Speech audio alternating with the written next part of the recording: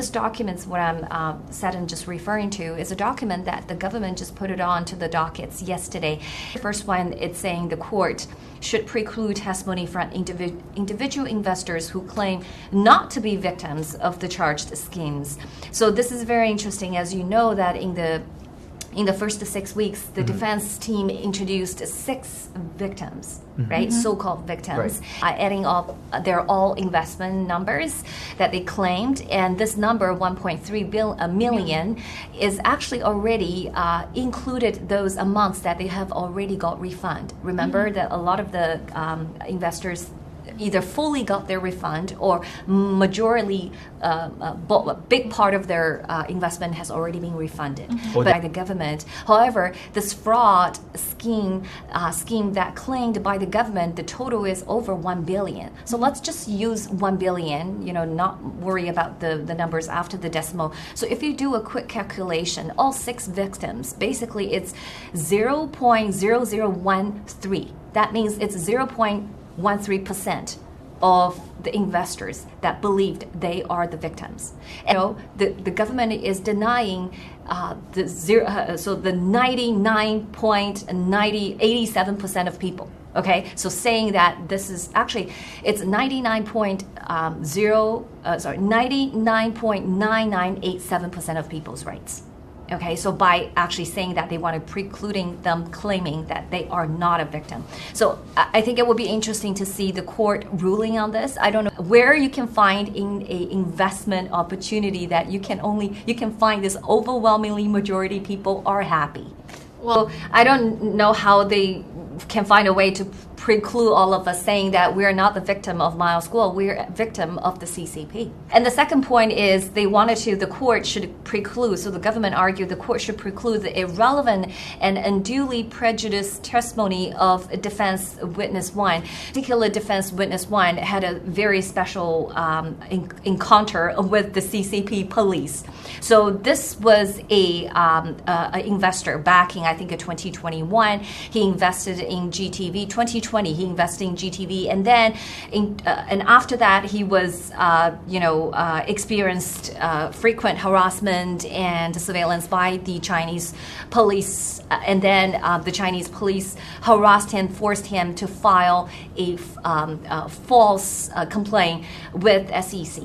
Okay, and he had to do it in order to keep him and his family safe. Okay, and then later on he escaped, and he and his family escaped to the United States, and he brought so much evidence with him, and in these documents there are some taste of what he actually have, and these are the real receipts, but the government are seeking to preclude those evidence that actually can potentially pointing a collusion, okay, between the CCP and SEC. You see a box on the top of the documents. This is presumably this is a communication, an email that this witness received from Shanghai police. Basically the synopsis of the email or the conversation they had is, the Senate is now impeaching Trump. So in the context of the conversation, they're talking about American politics, okay? So they say the senator is now impeaching Trump. He could not even help himself. Biden would go into the office. The new government would be taking care of Guo Wengui, which is Miles Guo's Chinese name, and his gang very soon. So his gang is referring probably to the movement itself. And so now we must pick up the momentum and act. So it was to get the investment money back quickly. Okay, so you need to be more proactive. So this is the Chinese police way of pressuring this real investor of GTV to basically complain SEC and get his money back. Okay, the third point I want to show up is a very interesting person is going to come up, and I didn't anticipate it until I actually read this document this morning.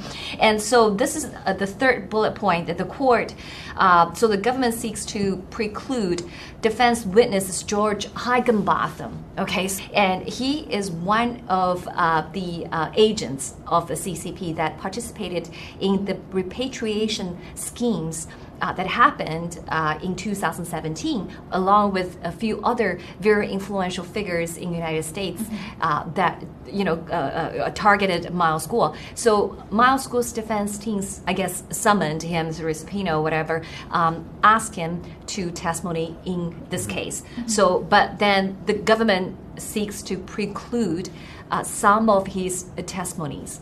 Okay, so that's going to be very interesting because we're literally using a perpetrator, I could say this way, and because he pleaded guilty, right? He pleaded guilty, admitted to one account of bank fraud. He had a better deal with the DOJ at the time because he was a DOJ employee and he was a lawyer, attorney himself. So, so this is a very interesting. And the fourth one is the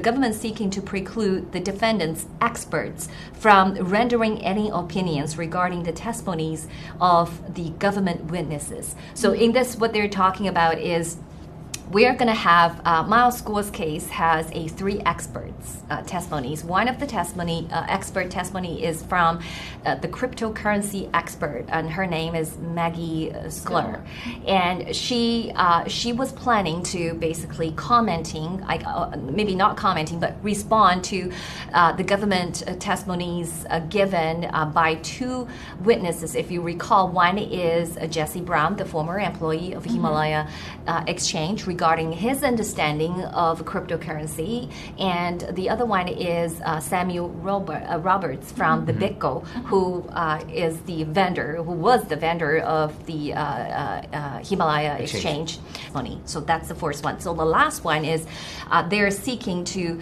exclude irrelevant evidence regarding redemptions paid by the Himalaya Exchange. The point is that the government was trying to portray that the investments or the purchase of H dollars into Himalaya Exchange was not redeemable, and therefore that they want to put on a claim as it is a financial scheme. However, the government also indicated in its own indictment against Mr. Guo, saying that since September 2022, the DOJ had already started a series of seizure actions against many of these entities, including bank accounts, and it was since then one of the Himalaya entities were impacted by the seizure notice, and so it was why one of the clearing bank accounts got seized by the DOJ, by the United States government, and it was starting from that point the redemption function stopped, from Himalaya Exchange got stopped because of legal pressures from the government.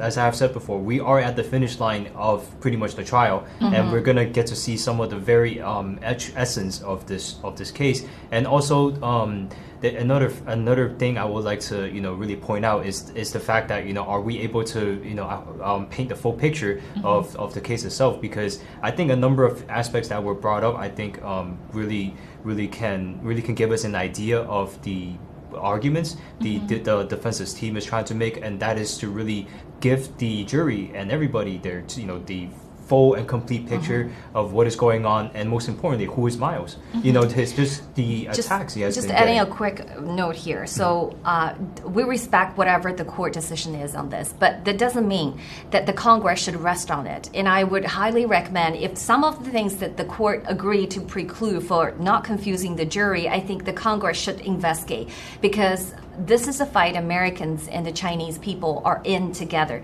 because we're go against the communist ideology. So I highly recommend the Congress pay attention to all the information, whether it's being introduced or not introduced. Keep going and dig in more, because